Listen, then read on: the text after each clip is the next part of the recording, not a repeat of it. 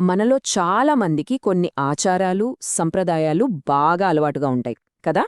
కాని ఎప్పుడైనా ఆగి మనం ఎందుకు చేస్తున్నామని ఆలోచించామా? పైపైన చేసే పనుల వెనుక మనల్ని మార్చగలిగేంత శక్తివంతమైన నిజమేమైనా ఉందా? రండి, ఈరోజు మనందరికీ తెలిసిన ఒక సంప్రదాయంతో మొదలుపెట్టి నిజమైన అంతర్గత పరివర్తన ప్రయాణం ఎలా ఉంటుందో చూద్దాం. సరే, ముందుగా బూడిద బుధవారం గురించి మాట్లాడుకుందాం. నుదుటిమీద ఆ బూడిద గుర్తు, అది కేవలం ఒక గుర్తు మాత్రమే కాదు, అదొక శక్తివంతమైన ప్రకటన. అది పశ్చాత్తాపాన్ని సూచిస్తుంది. మనం మట్టి నుండి వచ్చాం, మళ్ళీ మట్టికే వెళ్తాం అనే సత్యాన్ని గుర్తుచేస్తుంది. అంతా బానే ఉంది కాని, ఈ గుర్తు వెనుక ఉన్న అసలు సందేశమేంటి? అయితే ఈ ఆచారం రాత్రికి రాత్రే పుట్టుకొచ్చిందేమీ కాదు. కొన్ని శతాబ్దాలుగా ఇది మారుతూ వచ్చింది. మొదట్లో ఈస్టర్ కోసం సిద్ధపడే కాలంగా మొదలై, ఆ తర్వాత 10వ శతాబ్దం నాటికి మనమిప్పుడు చూస్తున్న రూపంలోకి వచ్చింది. అంటే ఈ ఆచారం కూడా కాలంతో పాటు ప్రయాణం చేసిందనమాట. కాని ఇక్కడే అసలు ప్రశ్న మొదలవుతుంది. నుదుట బూడిద రాసుకోవడం, ఒక ఆచారాన్ని పాటించడం, నిజమైన మార్పుకు ఇది సరిపోతుందా? లేక ఇదంతా కేవలం పైపై మెరుగు మాత్రమేనా? ఇక్కడే మనం ఒక గుర్తుకి, దాని వెనకున్న వాస్తవికతకి మధ్య తేడాను చూడాలి. ఇక్కడ చూడండి అసలు వైరుధ్యం. ఒకవైపేమో కేవలం 40 రోజుల కార్యక్రమంలాంటి మతం, మరోవైపు జీవితాంతం కొనసాగే శిష్యత్వం. ఒకటి బయటకు చేసే పనులైతే, రెండోది లోపల జరగాల్సిన హృదయ మార్పు. ఒకటి కేవలం ఆచారం, మరొకటి సజీవమైన సంబంధం. ఈ రెండింటి మధ్య తేడా చాలా చాలా పెద్దది.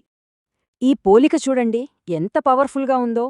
గుండెలో పశ్చాత్తాపం లేకుండా తలపై బూడిద పూసుకోవడం, డాక్టర్లు లేని బిల్డింగ్ మీద హాస్పిటల్ అని బోర్డు పెట్టడం లాంటిదే. బయటకు పేరుంటుంది, కాని లోపల ప్రాణముండదు. అంటే లోపల విషయం లేకుండా బయటకు ఆర్భాటం అన్నమాట. సో అసలు పాయింట్ ఏంటంటే, ఈ పిలుపు 40 రోజుల స్పిరిచువల్ డైట్ ప్లాన్ కోసం కాదు. ఇది 365 రోజుల కమిట్మెంట్ గురించి. అందుకే యేసు ఏమన్నారంటే, ప్రతిరోజూ సిలువను ఎత్తుకోవాలి, కేవలం కొన్ని ప్రత్యేక రోజుల్లో మాత్రమే కాదు. ఆ ఒక్క పదం మొత్తం కోణాన్నే మార్చేస్తుంది. సరే, ఆచారం మాత్రమే సరిపోదు అనుకుంటే మరి నిజమైన పరివర్తన ఎలా వస్తుంది? కేవలం బయట కాకుండా లోపల్నించి మార్పు రావటం ఎలా సాధ్యం? ఈ ప్రశ్నకు సమాధానంగా మనమిప్పుడు 2 వేర్వేరు కాని అంతే శక్తివంతమైన మార్గాలను చూడబోతున్నాం. మొదటి మార్గం అవగాహన మార్గం. ఇది మనల్ని మనం లోతుగా అర్థం చేసుకోవటం, మన రోజువారీ జీవితంలోనే దైవిక ఉనికిని గమనించటంపై దృష్టి పెడుతుంది. ఇది ఒక రకంగా చెప్పాలంటే మనతో మనం జరిపే ఒక ప్రయాణం. ఈ మార్గంలో 2 ముఖ్యమైన స్టెప్స్ ఉన్నాయి. మొదటిది, మన రోజువారీ జీవితంలో దేవుడి ఉనికిని, ఆయన ఇచ్చే సూచనలను గమనించడం.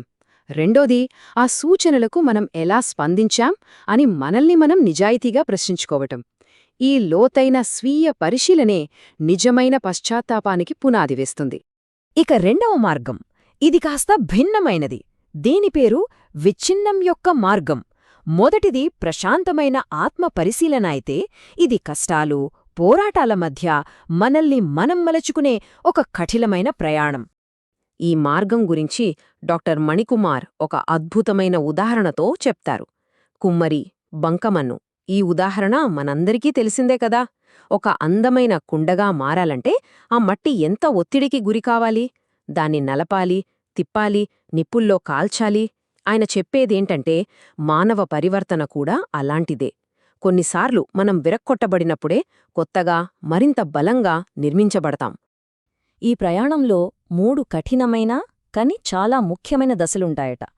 మొదటిది గందరగోళం, ఏ దారిలో వెళ్లాలో తెలియని పరిస్థితి. రెండవది బలహీనత, మన శక్తి చాలదని ఒప్పుకుని ఉన్నత శక్తిపై ఆధారపడటం నేర్చుకునే సమయం. ఇక మూడవది ఒంటరితనం, ఈ ప్రపంచపు గోలంతా పక్కన పెట్టి మన అంతరంగంపై దృష్టి పెట్టేలా చేసే ఏకాంతం. ఈ ఆలోచనను వివరించడానికి ఇంతకంటే మంచి ఉదాహరణ ఉండదేమో. ఒక అందమైన సీతాకోకచిలుకగా మారాలంటే ఆ గొంగళి పురుగు ఒంటరిగా ఒక కష్టమైన పోరాటం చేయాలి. ఆ పోరాటంలో గెలిచినప్పుడే దానికి రెక్కలొస్తాయి. పరివర్తన ఎప్పుడూ ఒంటరి పోరాటమే.